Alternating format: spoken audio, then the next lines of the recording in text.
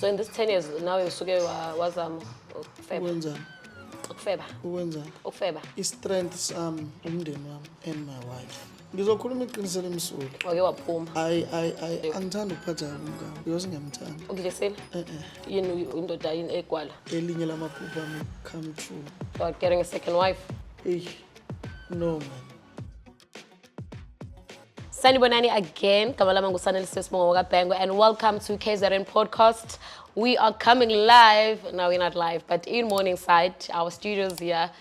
You'll come higher in the studio, by the way. You can come and do your podcast there. So, yeah, today I have an award-winning gospel artist from that other group to being, you know, a solo artist, Malusi Mbokazi. Nginibingelele nonke sanelisiwe ngibingelele nababukele emakhaya. Umalusi Mbokazi ngibingelele na lezi studio esihle kangaka eningibizele ngijabulela kakhulu ithuba. You look cute. How old are you? No, I'm just looking at your skin. Like, I'm 40. You're 40? 40, yeah. Oh, shame. Oh, Shatile 40. Okay, we're going to get there. That's fine. Yeah. So tell me about Umalusi. Where are you from? Umalusi is from Umlazi. Oh, okay. Section ekuthiwa N. Ila engikhulele khona, ila engihlale khona up until ngaze ngasuka ke sengisuswa ubudala. So yeah, ngikhulele khona nje. Malusi umfana obeyithandela ukukhula ethanda ibhola. Okay.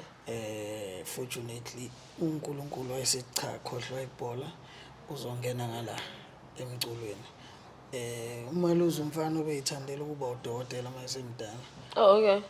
But uNkulunkulu futhi wayesethi khohlwa ilezi zishandisi woza ngala uzoba umculi, but ngiyakubonga kakhulu lokho ngoba sekungenzela into eziningi. So you've never seen yourself as a gospel artist usakhula? Never actually ngangawuthanda umculo. I didn't like music. Then what happened? Uma used to make sure ukuthi siyacula esontweni nosisibami yabo. Okay. So wayifaka lento ngenkani ifaka nangesibhaqo. Yokucula? Yeah. Okay. So leyo ukuthi ngiyodlala ibhola ngiphuthule ngiyodlala ibhola angangilandi. Angifake la because angithi mina ngizalwa umfundisi. Mama umfundisi. Okay, makes sense. Sikhule nje ekhaya ngesonto yabona. So ngangena kulento lomculo sicula kunamaconja awuthunje bengingawathandi ngikhulu ngoba sasicunda ngazo uyibona. Elicwe lithi I will follow Jesus. Ngahlulele inkosi yami bengingawathandi ngazo uyibona because bengishawa umculiswa wona. Iwona ngenze ngazi ngikwazi ukucula. Ngangicula ke nasesontweni up until ngijoin igroup ngase ngibe uMalusi. Ujoin iphi group? Ngajoin igroup abanqobi ngo-2001. Okay. Ngacula nabo from there up until 2014. So abanqobi bakwi-group yangasekhakini or yasesontweni? Abanqobi bekuyigroup yasemlazi basakhona namanje.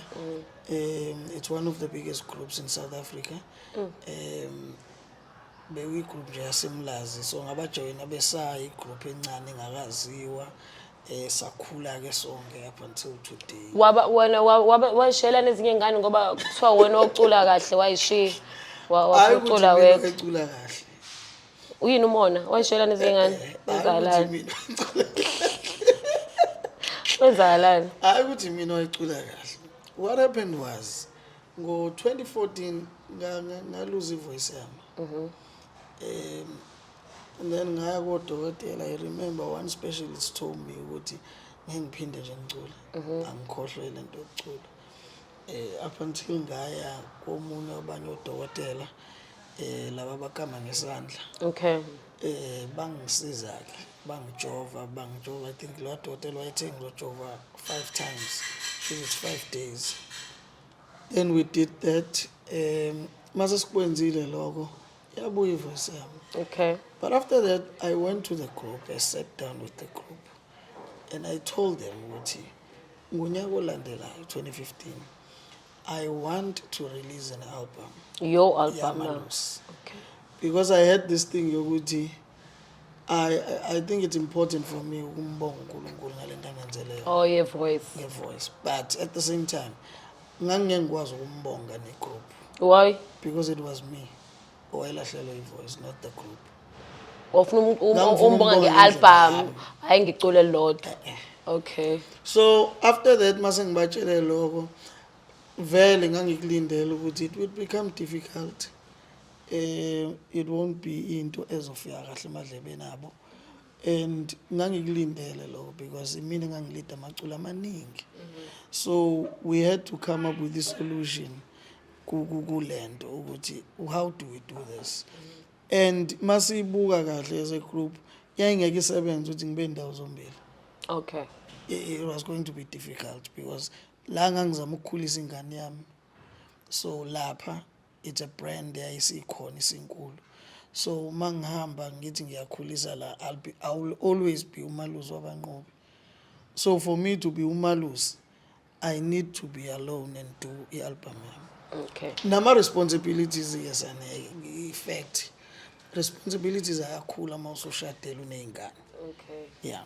Oh, ngoba nenibaningi lapha. Yeah. Wawubalela ukuthi imali bancane bese nihlukanisa. Angeke ngisho njalo. Angeke ngisho njalo. Kodwa nje ngizoyibeka la ekutheni ama responsibilities ayesekhulile semaningi, and mina into engikhule into engiyazile yangayibona ukuthi iyangisebenzela is music. Okay. I want us to go back ukuthi size safika lo mbuzo uyaleka sigcinene. We actually, you know, I want us to go back as uMalusi ukhula eMlazi. So uzalelwe eMlazi wena? Ngizalelwe Hayi eMlazi. kunamakhaya le. Anginawo nje amakhaya. Iwona makhala. So how's life eMlazi growing up while in the township, but then also ukhuliswa ke umfundisi njengoba usho your both your parents abefundisi? Environment has a way of ukuzama ukushintsha umqondo ikwenze ufuna ukuba uclever, and yet lento yobunyoni iyasiza at some point. But the environment ifuna ukukushintsha, ifuna ukwenza uclever. Now ufuna ukufana nezinye ingane, now ufuna ukufana nawo wonke umuntu ukuthi ayingeke na abafana bawudlala ibhola, na abafana benza ukuthi, na abafana benza ukuthi, nami let me go ngiyenze leyo nto ukuthi ngizalo umfundisi nokuthi njani njani la ekhaya siyakholwa kanjani njani, but nami ngifuna ukufana nabo. Yabo, so it became challenging because at some point ubona ukuthi awufani nezinye ingane ngoba lokhu udonsa njalo ukuhlaliswa la endlini. Ngihlalisa endlela abanye bayadlala la ngaphandle. Bayadlala abanye benzani wena lokhu uzofakwa la endlini kuthiwa kuyaculwa, kuthiwa sekuyathandazwa, kuthiwa sekuyabona yonke loo nto leyo. So manje ugcine nawe usunalento ukuthi hayi kulungile ngigcine ngihlala, but ukukhulala ke ukukhulela eMlazi ngalezi ikhathi zethu kwakumnandi. Kwakuletha into eziningi, ukwazi ukucabanga into eziningi uzenze, ukwazi ukukhula, kwasinika le nto ukuthi sibe yingane. Okay. Singazeqi i-stage uyithola usumdala ungafanele, but kwasinika le nto. So ngingasho ngithi ngikhule kahle but bengihlupheka. Kanjani? No hayi bengihlupheka kakhulu. Like ekhaya kini you guys were poor kakhulu. Bangakho ekhaya? Ekhaya ingane zikamama nobaba si-3. Okay. But sikhule besihlala su-4 nomunye umfowethu omncane okababa. So besihlala su-4 noma because ubaba umfowethu omncane wakhe eshadile kanjani waphindwa umfowethu omncane ingane yababa. Ubaba wakho lo wangempela. So kanjani umfowethu omncane? Ingane yababa kwethiwa ingane engaphandle. Oh, wayithola eshadile emfundisi. Yeah. Hawa wavuma uma wakhe ukuthi uhlale endlini. Kuningi lapho lesane kuningi. Okay. Ubaba they got divorced noma ngo-94. Okay. Ekhaya so-9 ubaba, so-9 ubaba. Okay. Zonke le ngane ezu-6 uyithole seshadile. Ngafa fi. No. Andizi. 6 seseshadile. Yikho ngihlale ngithi uma ngiyamhlonipha. Hayi ngikumpela. Hayibo Because of the sengiyabona. decisions. 1 2 3 4. Yeah, hayibo. How do we get there? Yikho ngithi ngihlale ngithi wena sane umbaba uma ngiyamhlonipha because uyilo muntu wesifazane engazi ngamchaza ngithini. Bathe beqamba be-divorce but yonke lezi ingane bese Ekhona ubekezelile futhi. and the strange part is labantu ba-divorce ngo-94 ubaba washona ngo-2004 but uma I think it's 4 years or 5 years I think 2019 if not 2018 uyiqoqe zonke le ngane zikababa wayitshela ukuthi nake ekhaya if they need anything they should come lapha Ba-divorce nje. ba-divorce ngenhlanhla kuma njengoba ba-divorce but akaphindela angimphindisa ngesibongweni sakhe waqhubeka wahlala waba wambukazi ngoba ngikhona ngumfana and 2 njengoba ngumfana we cannot run away samakholwa sinjalo ukuthi esizulwini i-divorce ayikho sani once akuthela ngenyongo senza yonke i-procedure yakhona Ubelonga kakulo. so ngisho ngingathiwa mina ngiyakudivorce but at the end of the day I think mina there's something that needs to be done traditionally ukuze sikhiphe nakubantu bala ekhaya Ekusho njalo. Kuekusho njalo so uma we did not do that so that's why ngaze ngasathi noma sesikhula ngathi sayikhuluma noma ukuthi you are still Mbokazi because even today makhona izinto ezenziwa ukambokazi uma uthathwa njengomakoti wakho so yeah so it's a long story. So uthi the environment uyakhuluma nge-environment uthi bengaphili kahle but isonto kanti bebesonta kanje bebe banesonto labo noma baseva under umunye umuntu esontweni. Okay lenda ngiyiqale kanje sane sikhulu babe umfundisi noma ubaba they divorced noma yes ngo-94 mabe divorce angazi lento yenzeka kanjani ukuthi umuntu wesilisa nomuntu wesifazane make bahlukana beneyingane angazi lento ifika kanjani einganeni ukuthi umuntu wesilisa ngabe sazenzela izinto yeah so that became a problem iyona ila isaqala khona ukuhlupheka lapho up until kwaze kwasakhula saba ngconywana kwakhona imali engenayo but from 94 that when we started ukuthi sibone ukuthi yabona untswembu manje because ubaba wayengasakhipha isondlo engondle nje uma has never worked in her entire life because of her health yakhe okay so she has never worked so ubaba knew that but still wangalokhunja wangasupporta wangenza anything up until isikhule sasaba that's why ngithi ngikhule ngihlupheke and to a point ukuthi 97 ubaba sold indlu Sihleli saphila baba wakho washona ngo-2004 oh yeah wadayisa indlu Sihleli sabona itruck nje lipaka neimpahla abantu bezongqongqoza akwamxoleli baba wakho ayingamxolela kudala sana is it kudala ngo-2004 eshona besesizwana kakhulu no besesizwana kakhulu but sikusakhetha into azenza uthi not usahetheke noma not exactly akungihethi but kwangifundisa kwanginika isifundo sokuthi ezami ingane ngingayizingenzi ama-mistakes ngingawenzi because these mistakes you wanna keep at some point kube khona ama-dysfunctional families ney'ngane lezi sithi ziyahlupha manje ziphinde yikhandwe yizona lezi zinto kuney'ngane ey'khula ey'dinga ubaba ezimdingayo empilweni yabo so kugcina kuwukuthi ngempela ingane isiyenze ezinye izinto just because ufuna i-attention yamzali or yababa so ubaba elifike ngeke ugcina leyo ngane iphumile endleleni kakhulu. You wrote a book, right? Yeah. Wasn't not inspired, but you wrote it because of izinto lezo okhuluma ngazo ubaba wakho owakwenza wagcina uthi wezini imicabango yami ngiyifake kule ncwadi. Yeah. I wrote a book titled A Great Pastor in Church but a Beast to His Family. Ngayilontsha ngo-2019. That book is about my life, including ubaba noma and my family. Zonke lezi zinto engiyikhulumayo la kuwena zikhona in that book. Ikuphi itholakala lapha incwadi? Okwamanje itholakala kumina because what I did was we had plans ngo-2020 that Israel and the COVID. So now we're coming back to it because the plan is to take this book into libraries nationally. So we're busy with that njengamanje.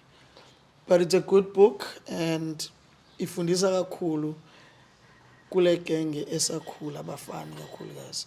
We would try and use that poverty and use it ikube positive, ibe motivation yokuthi uwazi ukwekha ukususa umama noma ubaba noma umndeni wakho kule situation yokuhlupheka. Ungayithathi lento uyisebenze ngendlela wrong yokuthi uyahlupheka so you're going to steal or do whatever. Esebenza le yanto ibe motivation ukuthi usebenze kanzima empilweni ukuze kube right. Would you say black families structure is important? Like kwenta bamnyama nje kakhulu because abelungu we're not going to run away, they try ukuthi babe there for their would you say structure is very important to black families as a shape ukukhula kwengane at the end of the day? I would say if you guys are not married, try and co-parent. Co-parenting iyasebenza kakhulu. Try by all means. And ikakhulukazi abantu besilisa, I think they need to try more ukuba sey'mpilweni zey'ngane zabo.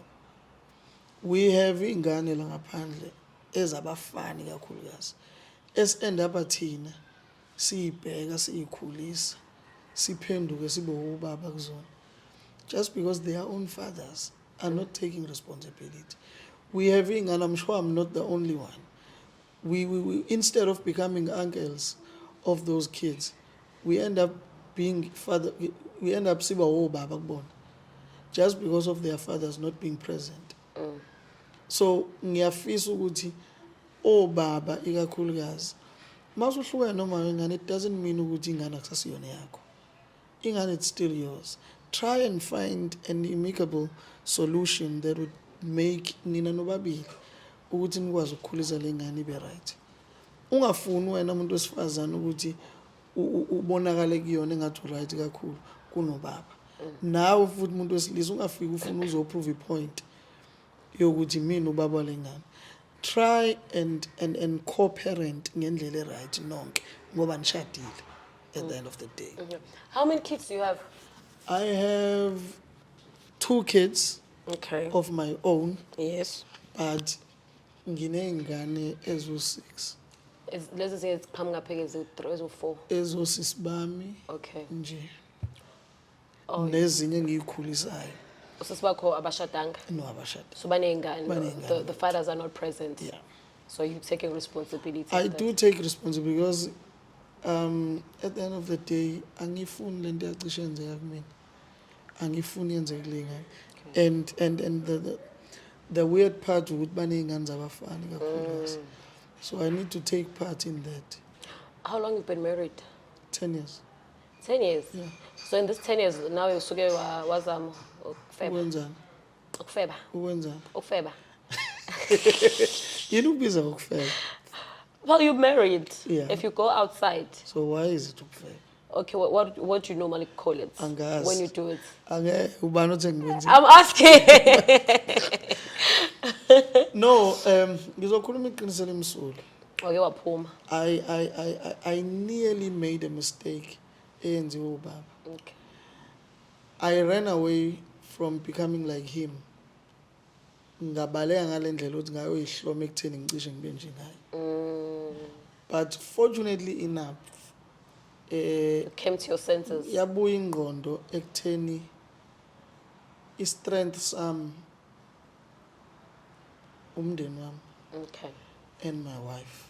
Okay. So yabuya ingqondo mina. Ngabuyela ekutheni ngibe Ube- kodwa ke khululeka akukho ebengikwenza kushoda endlini Or even wenza nangaleso sure ukuthi sikhathi ekhaya sithathe akukho ebengikwenza kushoda Okay. but uNkulunkulu ngibonga ukuthi wangisiza ukubuyisa. ngabuya Kasi usangaphandle ufeba, how long was it like? Awushiyanga wena iy'ngane khona lo ngenhlanhla. no Okay, so It you were using wasn't- condoms.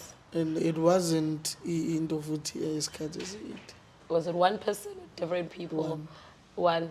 Yeah. Yazi lonto iyacika ukujola ukuchitha nomuntu oyi-one.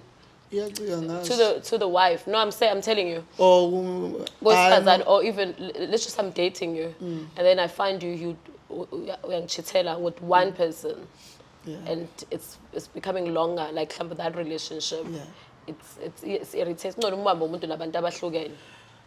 Because now it's become. No, I'm telling you, I'm not asking you. Oh. So when you were chasing with one person, No, it was one person futhi nakhona wangibamba kanye sahlukana. indoda yini eGwala. Why? No, Why so ukuthuba nje? angithanda ukuphatha kabi umngami. Okay. It's because ngiyamthanda. Ukudlisile? Asahlukumeza kule interview. Listen, let's go back to your music. So how many albums do you have now? I have 3. 3 albums. 3 albums. And Malusi. Yes. Okay. 3 albums. Take me back. Yokuthini yokuqala? What was the Yokuqala title? ngayikhipha When, which year? ngo-2015 it was the first one. I titled Ngisize Nkosi. Ngisize Nkosi. That Okay, song. yeah. That song. You should be singing with me, but you are not Kodwa assisting me. ngibabonge nababukeli bala ekhaya. Ngiyanibonga niyazi ukuthi ningisupportile. Kwazi wabi namhlanje with this song ethi Ngisize Nkosi. Yo, Nkosi yami, this song changed my life. Yenza impilo yami yangcono. Le ngoma yangenza ngaba uhusband alright kumngami yabo. Ngakwazi ukumnika lezi zinto engangifisa umnika zona. Yangenza ngakwazi ukuphilisa izingane zami impilo mina ngakwazi ukuyiphila ngikhulu. Ingenze ngakhipha uma wami ekuhluphekeni.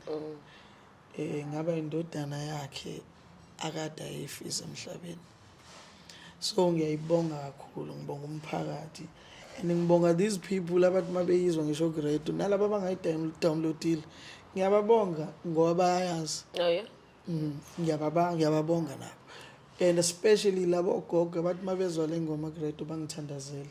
Ngiyababonga nabo. So when you keep that album, was it easy for you to transit from being Malusi wabanqobi to just being Malusi Mbokazi? It wasn't easy. Remember abanqobi mangicula phambili khona insizwe ezu12 ngemuva ezingibhekayo.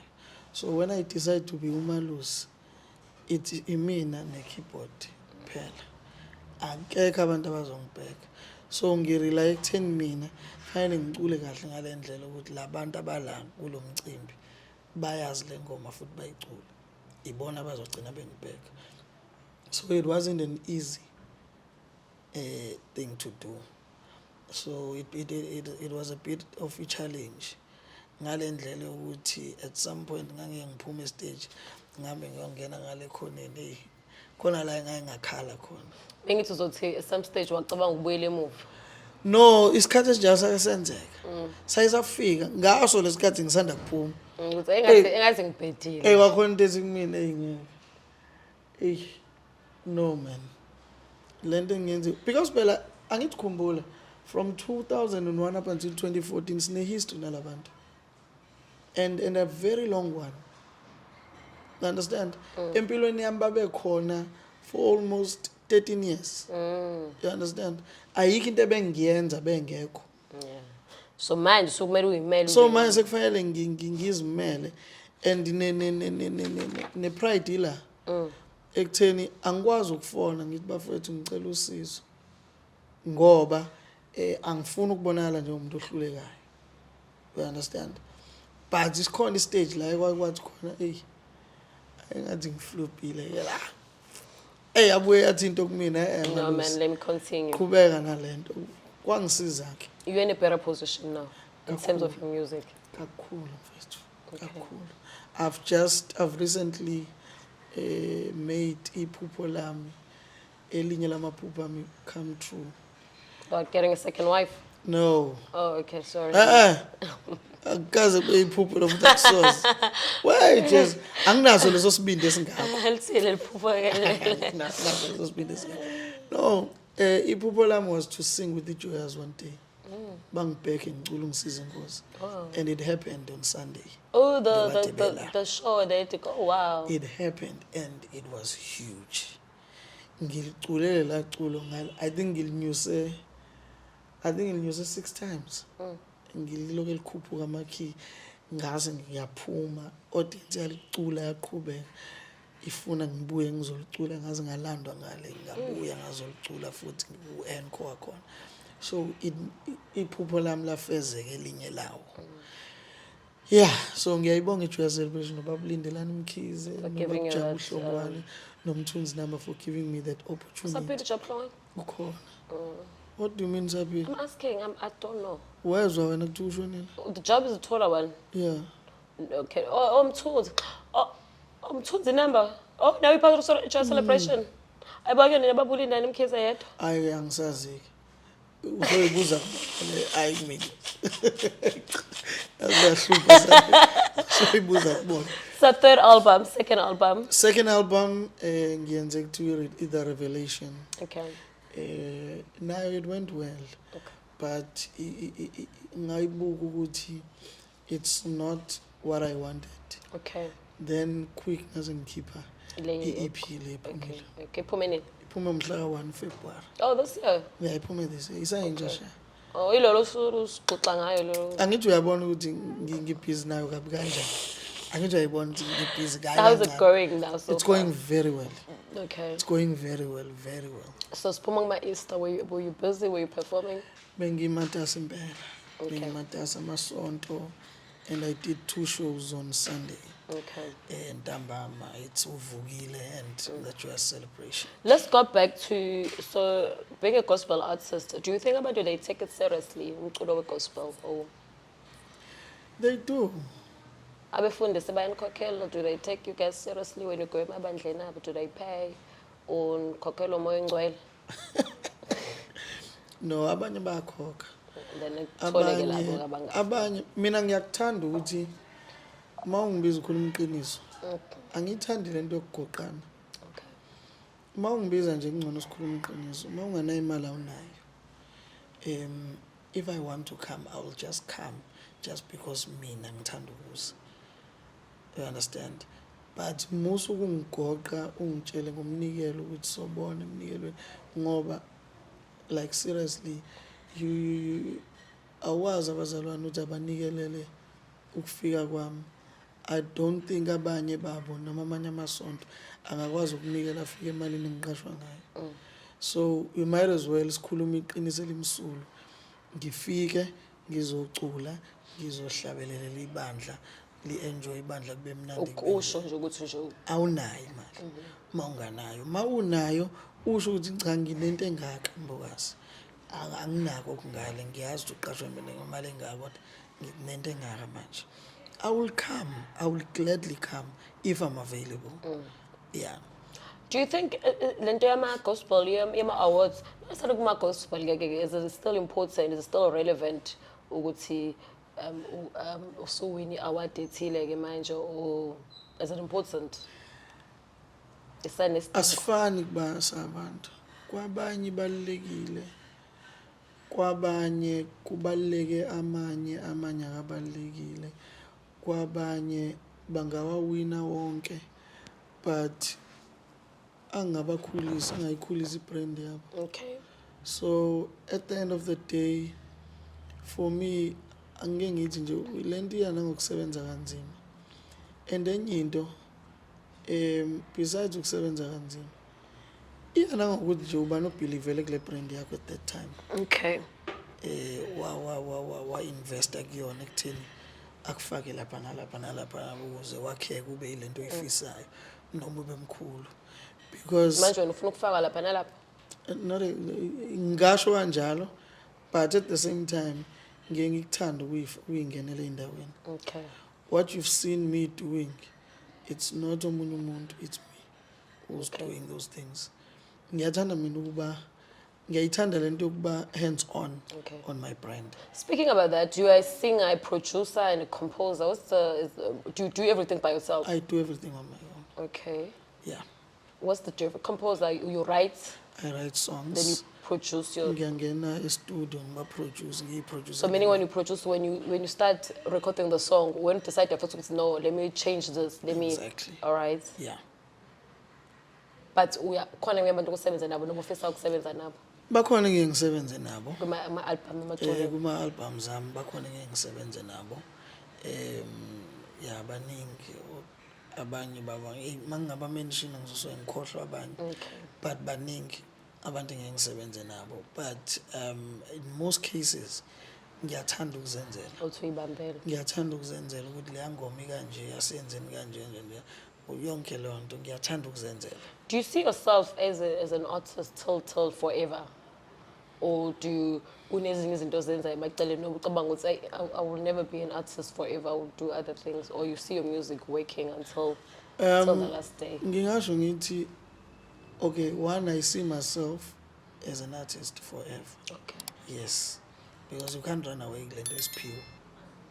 Oh, okay. Being an artist, if it's pure. It's pure. Being umculi nje general noma uwe gospel. Angeke ngithi ukuba yiciko is Okay. pure. All right. Makes sense. So I can't run away from that. But at the same time, akuyona into ongaphila ngayo yodwa. Kusikhombisele lo nge-COVID. Yeah. Akuyona into ongaphila ngayo yodwa. You need other streams ukuthi wenze imali. Okay.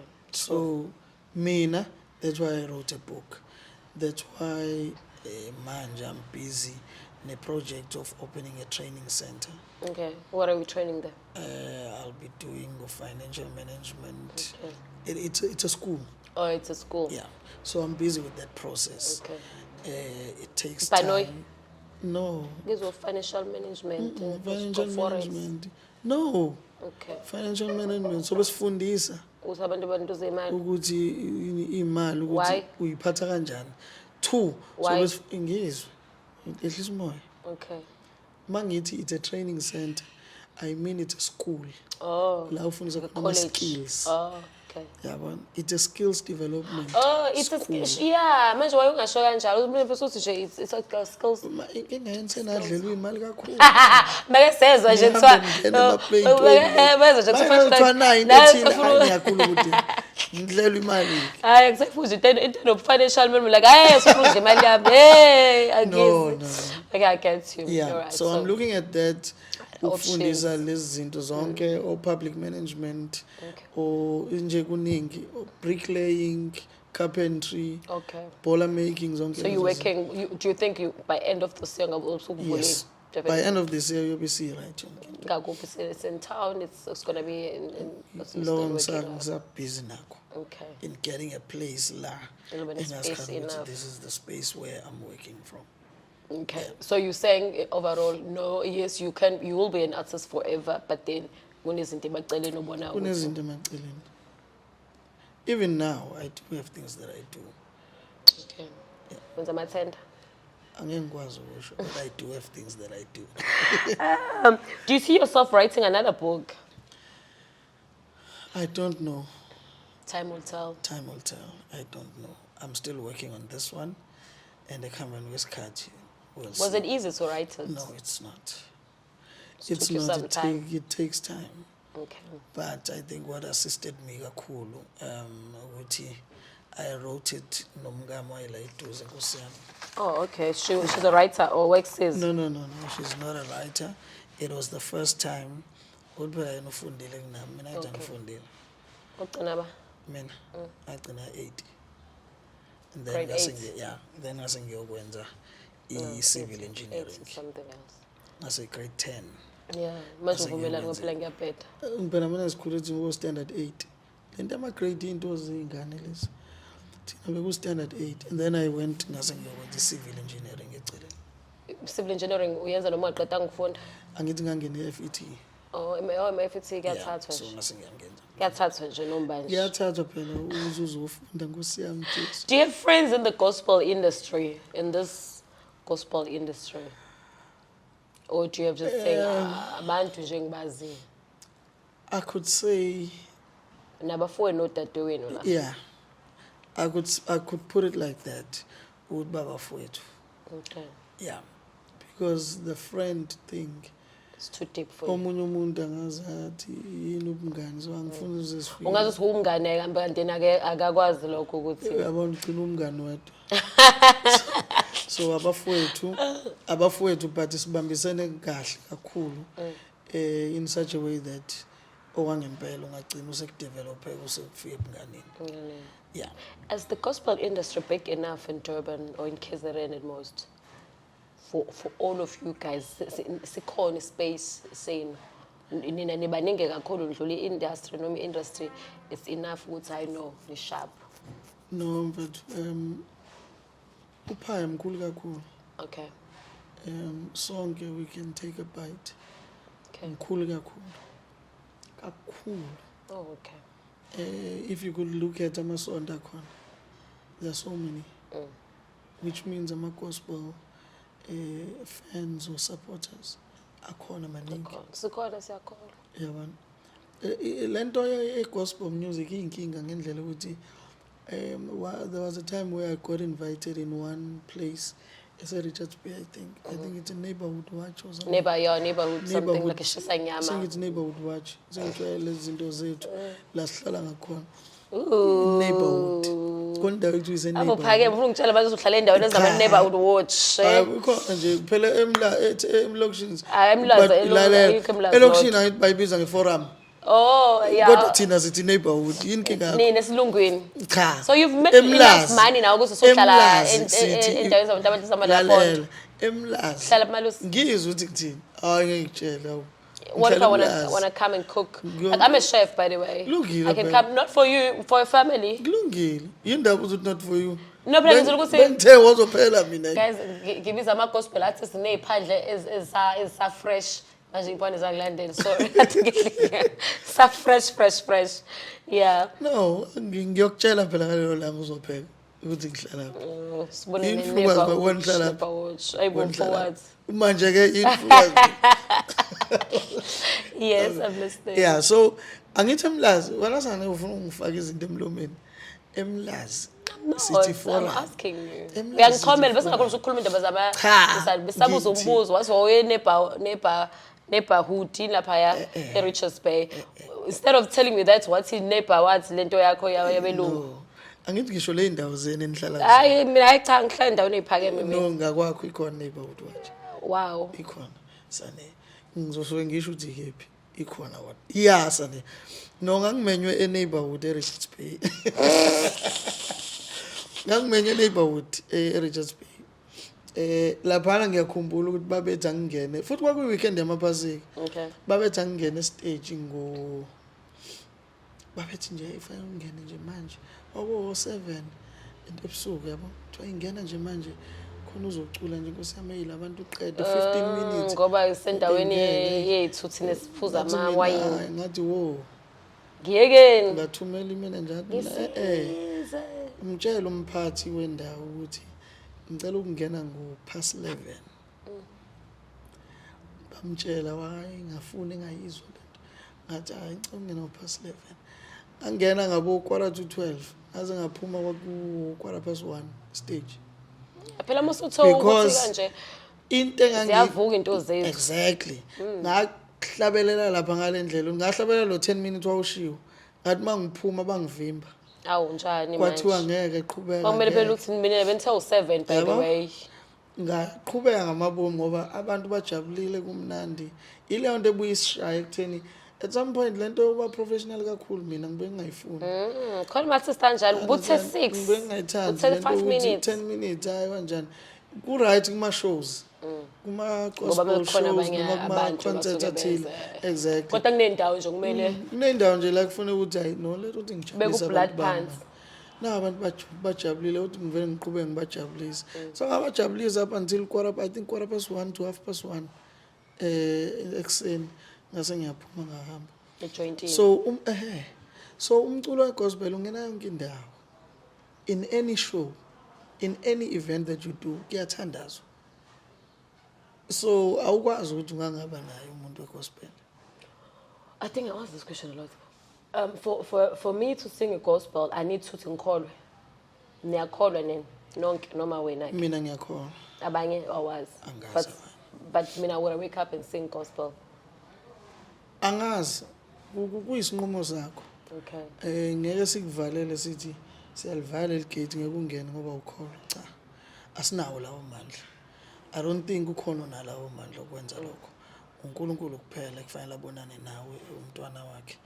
Mawukuthi ucula igospel awukholwa akulungisa uzokholwa. Yabona? Noma awubaba laba bathile abaseduze kwakhe abakholwayo. Nabo bangakwazi ukukushumayeza uzokholwa uzobe right.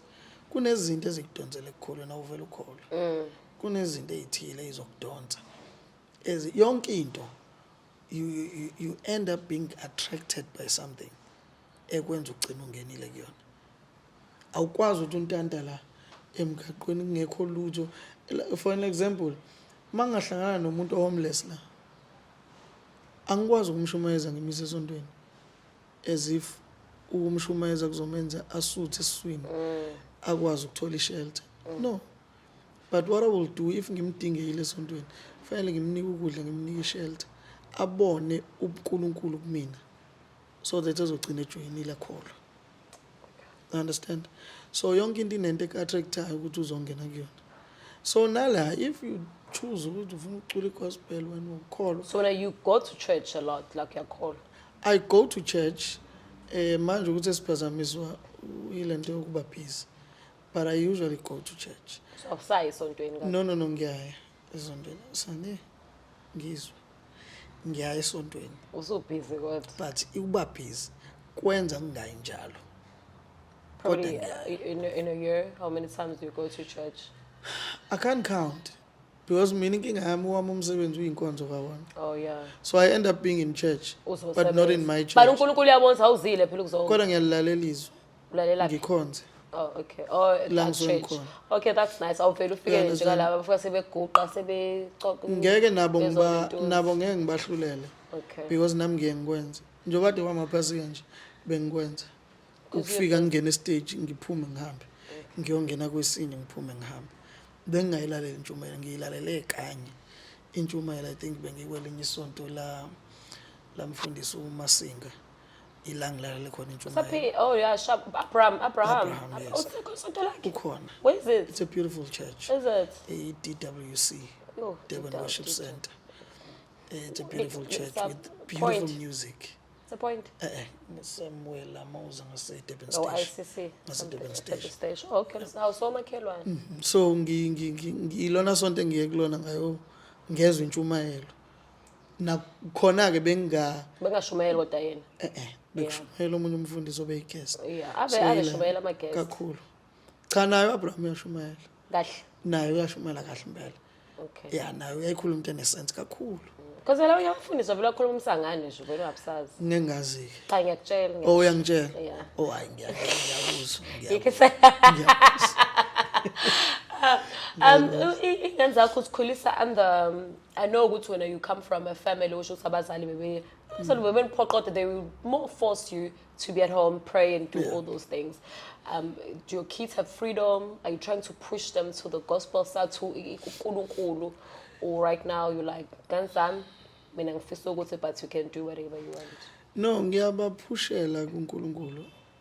I think uNkulunkulu has done a lot of things much for me and your family. So it's manje ngikulesi sikhathi sokumbonga. Okay. Because of the things angenzele zona engangingacabanga ukuthi ngibe nakho. Wenzela umusa ngisho njalo. Understand. So it's good for me and it's a good idea for me ukuthi nezingane zami ngiyifundisa uNkulunkulu. Okay. And then umuntu ke mayisekhulile semdala usengayichuzela senekwakhe. Usengayichuzela because angikwazi ukuvimba at that time, but I can only advise as ubaba. But if you want to do into yakho angikwazi mina ukuvimba. You understand? Because when usuyibona 9 engisebenzela futhi 9 ezongenza impilo yami iphumelele ibe lento engiyifisayo. Would you feature Bangobo on your album or have you done it? I've done it. Okay. I've done it. Which was the third or the second the one? Second one. Second The one. Revelation. Okay, back on. Yeah. Kuba senabarathe naxolelana. Asikazi sixabane. Okay. Leyo nto ngihlale ngiyi-correct sani. Smakata. It was not a good thing because yabathusa ukuthi ngithatha lesi sinqumo. For anyone ngeke kube mnandi ukuthi khona into exebukayo umuntu ebeseniphile naye. Lento ifana nje nokwaliwa. Akube mina yazi ngisho ukuthi intombazana uyithanda ubungekho interested kangako mhlawumbe wawuyigangela. Kodwa wama isithi kwena ngisakufuni. Afika kahle lawo mazwi. So nakwena awafika akangafiki kahle So ngoba waliwa. Phela ngikhule. Oh okay. Hayi manje sengishadile. Angisho ngiyabona nje usuyisholo wendaba zemishado ngikhuluma ngalonto mina. Ngikhula phela nami ngikhula ngaba umfana. Angivelani ngaba ingelosi. Ngaqhamaza ngishada nje sezikhala. Cha ngaba umfana nje ngakhula mnandi ngenza izinto nami njengabanye abafana ngase ngene emshadweni. Do you feature I'm not gonna lie, I haven't seen your latest album. Do you but I might be wrong.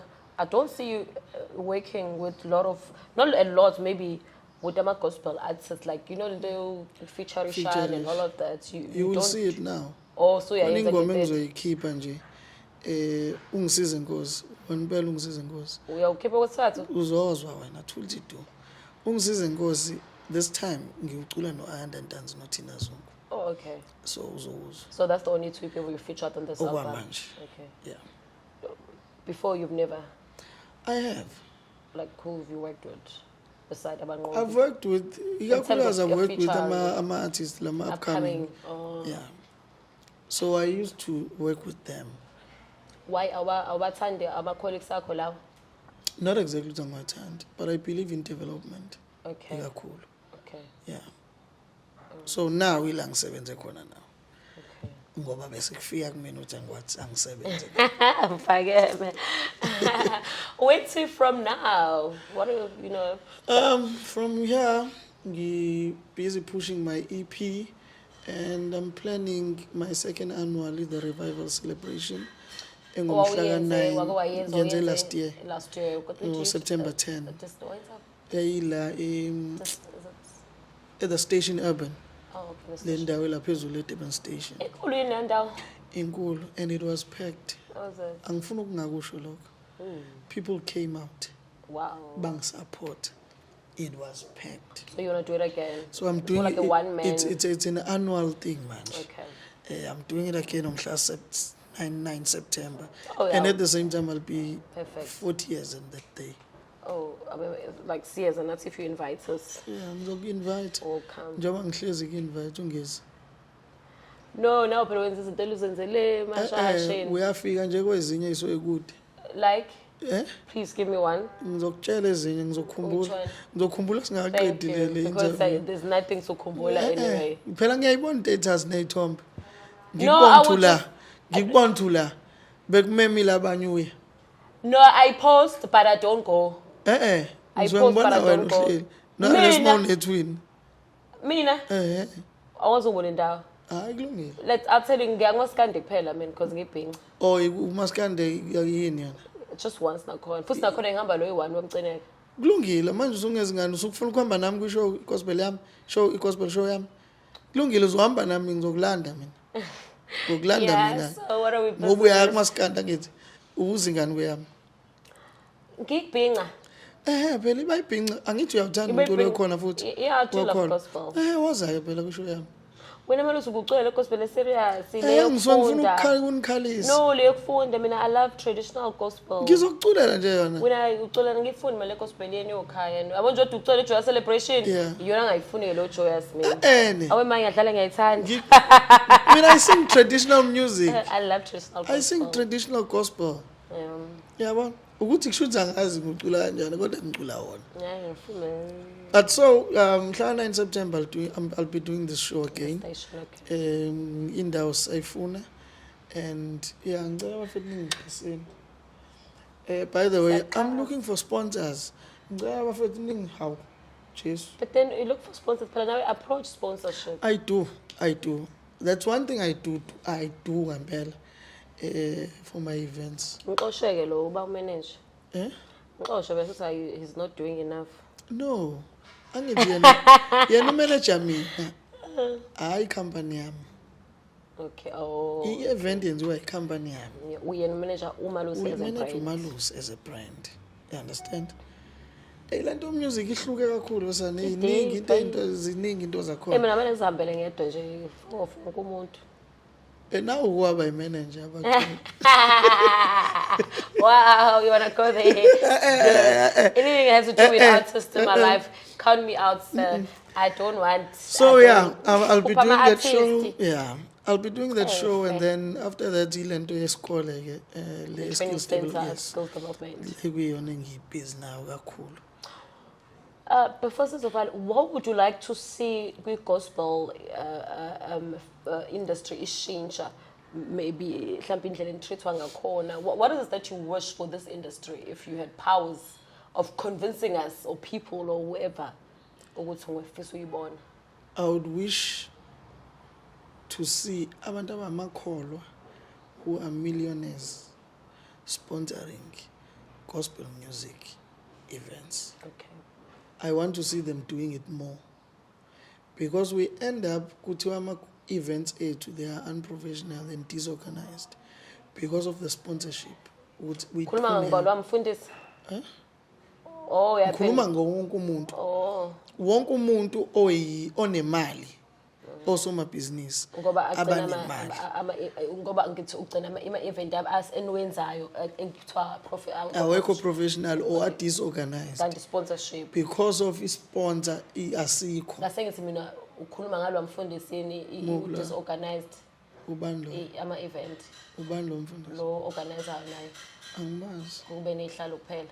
Ubani lo? Oh, bese yamazi. Yes, lungile yasicela yasicela abantu.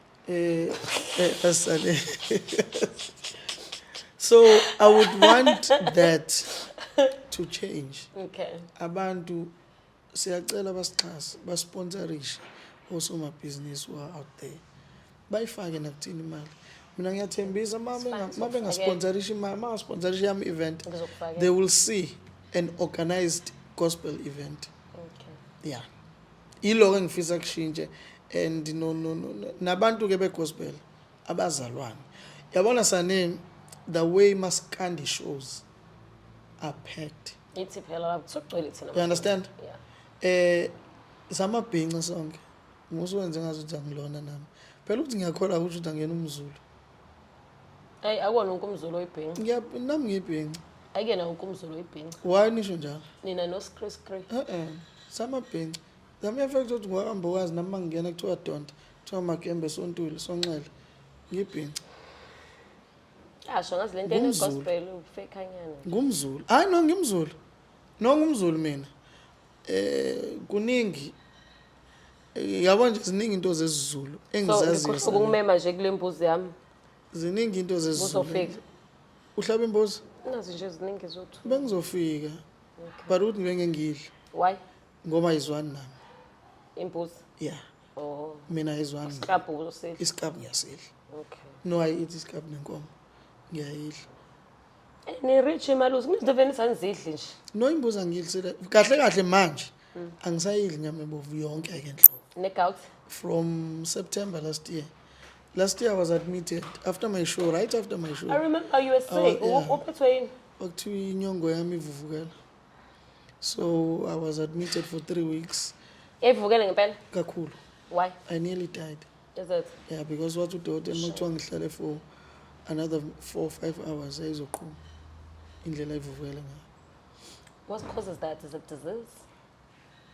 But you at some point ukudla izinto ezinamafutha 2 stress. I think that show yangistressa kakhulu. It's a station. Yeah. Yangistressa kakhulu but shuthi ngaleza sikhathi siphelile that when ngase ngikhululeke khona kanti stress ngibe naso kakhulu. But kuthiwa into enamafutha kakhulukazi. So ngayekisha ukudla. Ebo Malusi, nini niphathwe yistress la into zolungu. No. Le show It's not like Ungene msamo yang ukuthi stress ungahluphe. ngo last day ngosuku layo. Kwenzakalani bongafikanga? Kwa delay abantu be production, sound stage lighting. Ended up ishow iqala late. Ungaze nithi ngayi ba delay ngoba ngabakhokhela ngangikhokhile sane. Ngakhokha, and that show ayikho into engiyikweleta for that event. Because ngangikhokhile but labo bang stress. What do you use on your face? You look cute. Jesus. Angigcobi lutho. Okay. Do they call you baby face?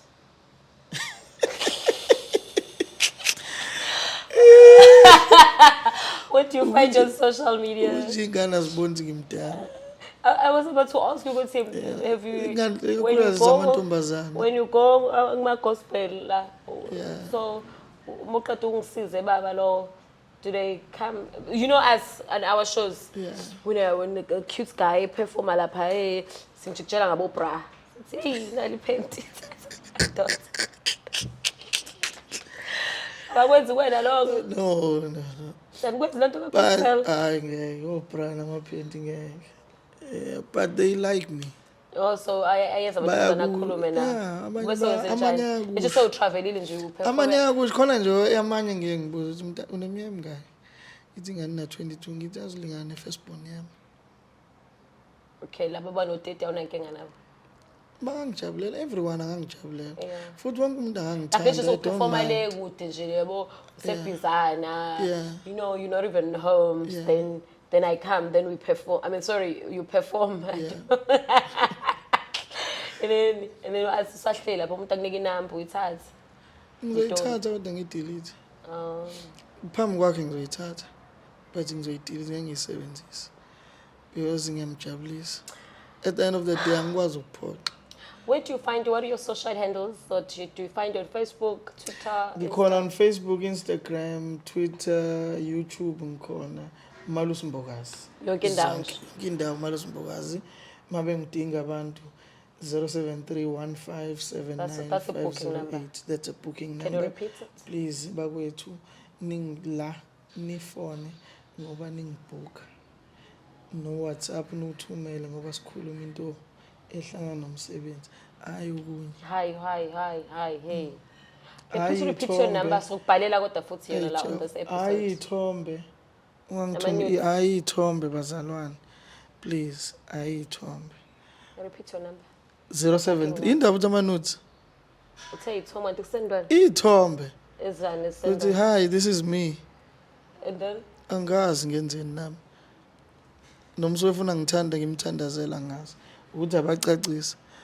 Kodwa mayefuna ngimkhulekele abanye bayasho bacela ngikhuleke. Why ukhulekela abantu? Cha, so ngikhulekela lo naleyo nkinga ngaleso sikhathi. Maye ngicelile angivele nje ngiyokhuluma. Onenkinga nje empilweni. Guys, uMalusi akafuna siqede le episode because he's just so happy to be around my ass, you know, like. Yes, Nana, your booking number, please. My booking number 073-1579508. 073-1579508. Sane ngiyabonga. Ngiyabonga ukuthi ungibizela Ngcolosi. Omkhulu. Shongololo. Ngiyabonga ukuthi ungibize. Athi wabona ngibhinca. Ngokusho ama clan names ngicala. Ciao, peace. Ngiyabonga kakhulu for inviting me ukuthi ngibe lana namhlanje senze this interview. It's a relaxed one and very ngiyajabula kakhulu. Angaze ngikhulume kanje ngikuma radio na TV. Ngoma interview yakho na. This is home. No, we're not serious here. La ngiyayikhulumela nje. So nikhahlela nina senibaningi. But ukona konke ningakhohlwa bafethu ngiyakholwa. Ngisindisiwe uNkulunkulu ngiyamthanda. Ngiyawuthanda umndeni wami, ngiyamthanda intombi yami. Umngami lo mngami. Yeah, phela sibizana kanjalo. Intombi yami. Inkinga yena nazi ukuthi kujola makungakashado. Thina sijola sesishadile nomngami. Sijola kabi. Yeah, we even talk about ezinye izinto. 10 years in marriage. Sincome nanomuntu omuhle ubhekele. It's a very nice relationship. No, I married my friend. Is it? Yeah, she's my friend. You met Sahlangana ngo-90, saqala ukuthanda it was 97, 98. yini lento wachanya ukuthi wawuma phambili kubanqobi? Ngangakacisha ukucula cabanga. No, nethi ubusucule nabanqobi. Ngacula 2001 nabanqobi. Ineza qala u19 no20. Oh, 2019. Oh, sorry. Wantu njani? Angiyazi bethi. Angizazi inamba. No, I married my friend. Abantu nje kufanele bazi ukuthi umshado into emnandi. Awulona njalo. No, awulona njalo umshado. Ngawulona. Futhi umshado into emnandi futhi into enhle kabi. Ukuthandana nje kwabantu into enhle. Hayi asazi phela thina sithandana namuntu futhi. Inkinga yeni lapho ibhadi lenu sane. Thina sinenhlanhla ukuthi siyathandana. Ayindaba ukudlala. Andisijola hexe. Guys, uzongicomela ngomshado nomjolo wakhe. Siyabonga yezwana. Thank you so much for pulling through in this episode because this guy here now uzobhiza ucathi all you need is love. No, child, this is my channel. Ngizokukhulekela sana. Ukhulekela ukuthini? Ukukhulekela ukuthi uthole. Indoda. Kade usho nje uthi ufuna ukushada. No, ayibo. Ufuna umuzwa uba semzini. I'm never. Hayi please anginesikhathi sokudlala. Anginesikhathi sokudlala mina. Kuyadlalwa nomshado. Anginesikhathi sokudlala ngifuna umshado. Ngizokwenza uthole. Angibhorekile. Futhi uzoba umfazi wesi-5 Thank you so much for pulling through on this episode. This was Malusi. Bengazikhuluma kangaka. So are we going to see you? We don't know the gospel star tomorrow. Bye.